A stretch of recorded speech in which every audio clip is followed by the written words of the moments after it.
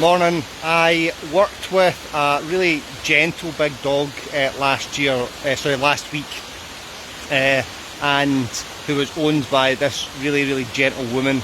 The dog had been walked for the last couple of years by a dog walker and had shown increasingly aggressive responses to some dogs and to the dog walker. Alright, now when I asked the owner kind of what had happened,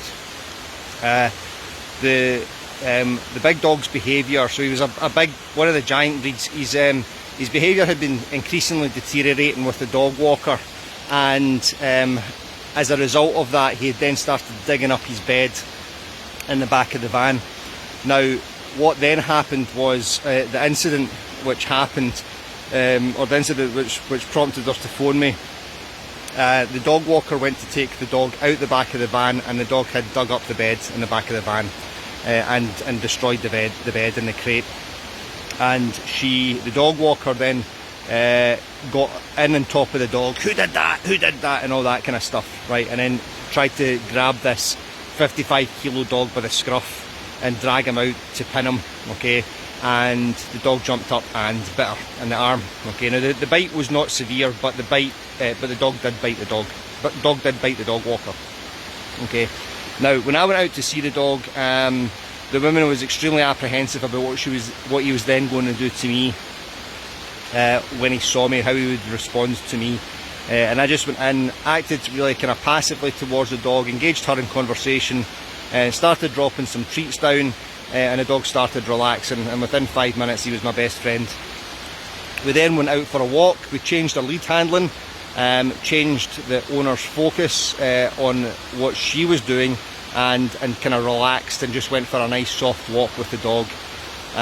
She reported at the start of the lesson that if this big dog saw another dog around about 70 to 80 metres away, he would be lunging and barking. So anything closer than 70 to 80 metres, the dog would be lunging and barking. And we were able to quite easily start walking past other dogs. Now he was looking at them, but he was then able to go back to sniffing.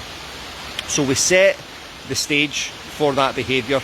We practiced that behaviour and got the ball rolling with it, and then faded the other dogs in and out as necessary.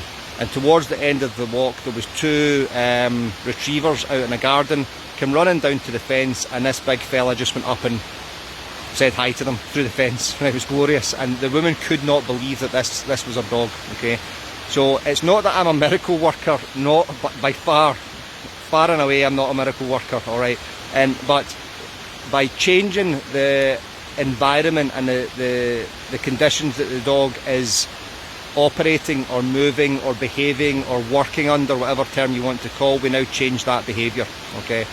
And by changing our attitude towards the dog, it changes our behaviour towards the dog, and the dog responds appropriately, okay? So because we had responded with kindness and with putting rules in place, which were not harsh or not harshly enforced, they were gently taught, we were able to quickly get a decent response from this dog.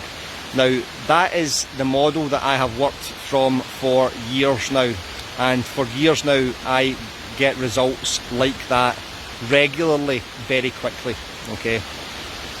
Because I'm giving the dog time to be and time to behave, so that I can observe the dog and then take our actions from there, okay? So this will come as no surprise to you that aggression and violence beget aggression and violence, okay? If people are aggressive and violent towards us, we will be aggressive and violent towards them, or we will shut down and walk away. So we will either escape the situation and avoid it, shut down within ourselves, which is basically escaping within ourselves, or react aggressively and violently, okay? So that's what humans do, and that's what dogs do as well. We've got the three things that go on with the dog too, okay? Or appeasement, okay, there's other things, but that, again, that's another escape behaviour. Please, I'm going to do this to try and escape your attitude towards me, so that you can change your attitude towards me, all right?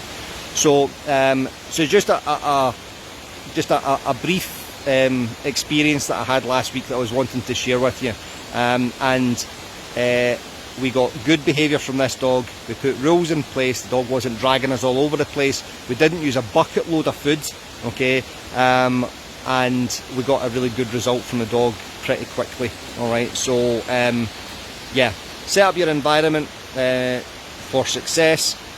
Get the behaviours that you like.